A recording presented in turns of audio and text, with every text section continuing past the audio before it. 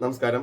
ഞാൻ 2 ദിവസമായി ഈ ഒരു വീഡിയോ ചെയ്യുന്നത് വെച്ചിട്ട് ഇന്ന് കാലത്ത് ഒരു ഇൻസിഡന്റ് ഉണ്ടായി. ഞാൻ ജോലിക്ക് പോകുമ്പോൾ 9 മണിക്ക് ശേഷം ജോലിക്ക് പോകുമ്പോൾ ഒരു ബൈക്കിൽ ഒരാൾ സ്പീഡിൽ വന്ന് ജസ്റ്റ് തട്ടിയില്ല എന്നുള്ള രീതിയിൽ വണ്ടി ഇടിച്ചില്ല പോയതിന്. അപ്പോൾ ആള് ചോദിച്ചപ്പോണ്ടേ ചേട്ടാ ഭയങ്കര ബ്ലോക്കാർന്ന്, അങ്കമാലി എത്തണം, ഹോസ്പിറ്റലിൽ എത്തണം, LF എത്തണം, നേരം വൈകി, സോറി ഇട്ടുകൊണ്ട് ആള് പോയി. ഞാൻ ആ പാവം പിടിച്ച ആള് വണ്ടി തട്ടാൻ വന്നതിനെ കുറിച്ച് വീഡിയോ ചെയ്തല്ല.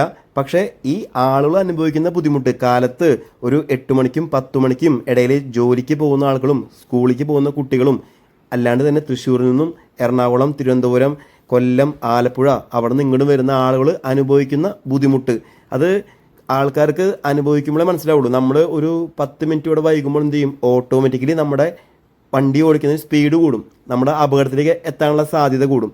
അപ്പോൾ ഇത്രയും ഒരു നമ്മൾ എന്താ പറയുക പുരോഗമനം എന്ന രീതിയിലൊക്കെ നമുക്ക് മേൽപ്പാലം പണിയാണ്. പക്ഷേ അതിനുള്ള വേറെ എന്തെങ്കിലും ഒരു പോം വഴി ഈ വലിയ ഗതാഗതക്കുരുക്ക് ഒഴിവാക്കാൻ കാണിക്കണം.